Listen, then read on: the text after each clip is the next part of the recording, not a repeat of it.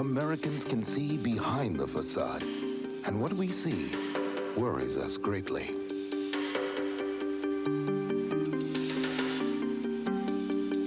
I've been waiting for something to happen, for a week or a month or a year, with the blood and the ink of the headlines and the sound of the crowd in my ear.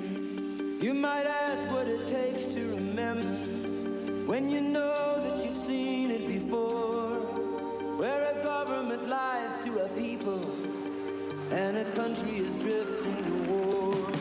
And there are lives in the balance, there are people under fire, there are children at the cannons, and there is blood on the wire.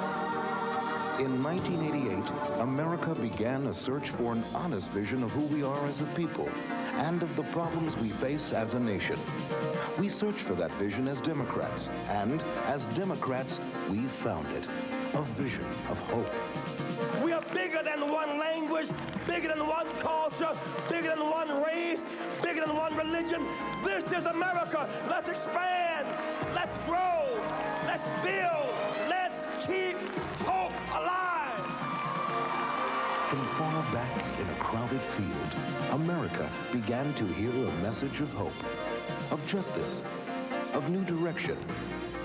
And we began to remember the acts of courage that changed the face of America. Some 24 years ago, you marched across that bridge to give all Americans the right to vote. Probably one of the greatest historic acts that ever was passed. I know, Reverend Jackson, I was on the other side. So we're very happy to have you back in Selma. It's a great deal of pride to welcome you as a presidential candidate. We Democrats welcome Jesse Jackson and his message. We rediscovered the soul of the Democratic Party. And we learned that we can be a strong, productive nation with a vibrant, growing economy, and yet not lose our compassion or our sense of justice. We Democrats began to lead America again with vision, with hope, with action. Now, we will choose our candidate for president, and in November, we will regain the White House, because in 1988, we found our vision.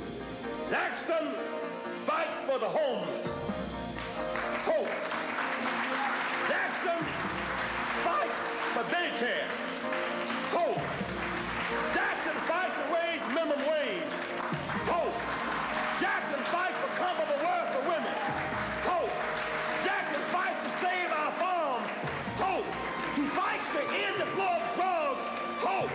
He fights to end the nuclear race. Hope. He fights to revive the people. Hope. We the people will win. Thank you very much.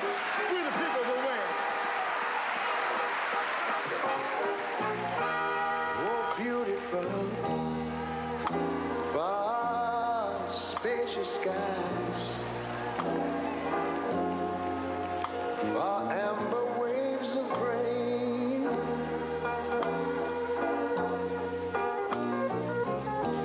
far purple mountain majesties.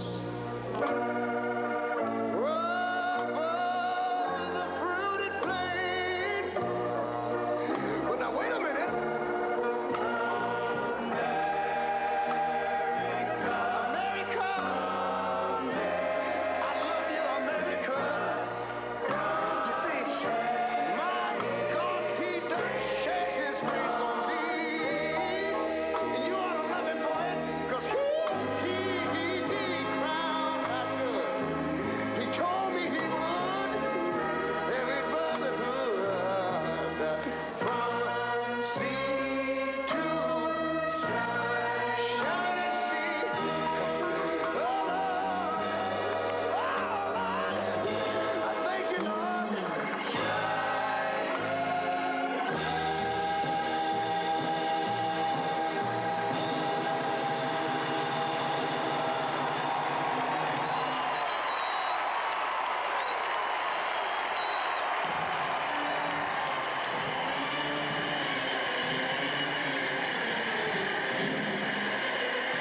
Fasten your seatbelts.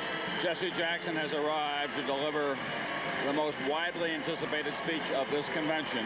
Even though he is not the presidential nominee, he is clearly the most gifted orator in the Democratic Party today. In the words of no less than Richard Nixon, who does not necessarily admire him ideologically, he says of Reverend Jackson, he's the only real poet in American politics today, and he does know how to deal with a crowd like this.